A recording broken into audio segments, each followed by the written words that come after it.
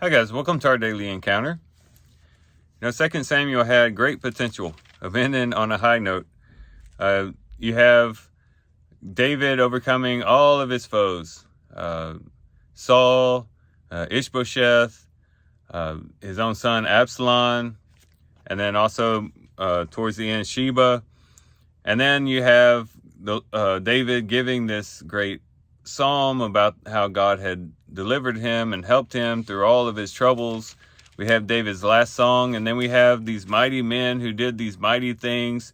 And had it ended in chapter 23, we would have ended the writings of Samuel, or the book of Samuel, with a high note that David had these mighty men. He was victorious. Yes, he sinned against the Lord and he dealt with the consequences, but he came out on top. But in comes chapter 24. And there you have David giving a census, or calling a census of the people. And even though there was nothing wrong in and of itself of calling this census, it seems to be prompted by David's pride, wanting to see how strong his army was. And even Joab could see that this was not done with good intention. And David feels bad afterwards, and he repents, and he comes to the Lord. He says, I've sinned. Please remove the iniquity from me.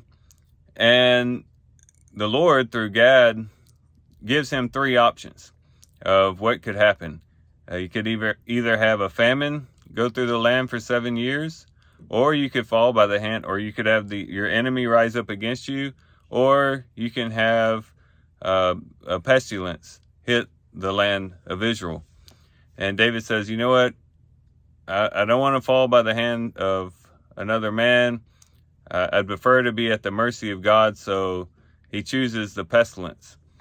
And these three options are very descriptive of the consequences that sin naturally produces. Here, the Lord didn't just arbitrarily pick three things. These things all relate to how sin works in our lives. For one, sin causes us not to be able to bear fruit and to miss out on the blessings of God, as symbolized by the 7 years of famine. When we sin against the Lord, when we're not living a life wholly devoted to Him, it restrains the full blessing that we could have in walking before the Lord. And it also keeps us from bearing fruit unto the Lord. And then also sin works out by being against us in our day-to-day living, where we have our enemies come up against us. It leaves us susceptible to being attacked by the enemy because we're not living with our eyes fixed on the Lord, because we have erred from the Lord. We basically are giving our lives over to the enemy, and we become susceptible to his attack. But then also sin works out in a pestilence sort of way, like a plague, in that it produces death. That's the ultimate issue of sin, is death. Yes, it does hinder our fruitfulness and our experience of blessing before the Lord. Yes, it does leave us susceptible to our enemies, but ultimately it leads to death, as Romans chapter 6 talks about.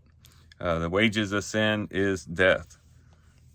And David chooses pestilence because he wanted to be at the mercy of God, but this was really the best choice, and really symbolizing what sin ultimately does.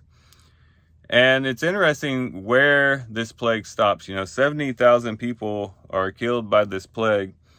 But when the angel, verse 16, stretched out his hand toward Jerusalem to destroy it, the Lord relented from the calamity and said to the angel who destroyed the people, "It is enough. Now relax your hand." It's very interesting that this happened at Jerusalem. And there might be two reasons why this occurred. We might wonder, why didn't it happen in Bethlehem, or why didn't it happen in some other area? But here, the Lord stops the angel of death. And it could be that the Lord is remembering back when Abraham offered up his son Isaac, and a replacement was put before him so that he didn't have to kill his son. And And the Lord saw the faithfulness of Abraham. He reestablishes his covenant with Abraham. And maybe it was remembering that covenant that caused the Lord to relent, because all those events actually took place in this area, in the area of Jerusalem. Or it could be that the Lord was looking ahead to the ultimate sacrifice that would happen in this same area as well. And the Lord knew that one day I'm going to send my son to die on the cross, who would ultimately take away the unfruitfulness of sin, the susceptible nature of sin towards the enemies of the people of God, and the death attached to sin. Because sin is very much like a plague, and Christ was going to come in this same area and destroy sin and destroy all the effects of sin as a result. So it might be that the Lord was looking ahead, but for whatever reason, he stops here at Jerusalem and says, no more. He says, that's enough.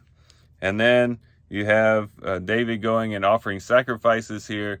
And this becomes very significant as we get into 1 Kings, because this sets up for the temple to be constructed. And in this same area, the temple is constructed where the sacrifices would be offered to God that would point to the ultimate sacrifice, Jesus Christ. So as we reflect on chapter 24, we could actually see that this is a high note. It actually does end on a good note. Yes, David falls into sin. Yes, David does cause a great calamity with the people of Israel. But the things that it's pointing towards is very positive. It shows that the groundwork now has been laid for the temple. A place has been established where the temple would be built. But also looking past that, it points towards a time in which the Lord would definitely relent at Jerusalem, at the cross, to say, no more. Relax your hand, angel of death. Now I'm sending forth my son to produce life in people as they place their faith in him. So these are some positive things that we can draw from 2 Samuel chapter 24. And with that, guys, I do thank you for watching the video today. Hope you guys have a great day. Love you guys. God bless.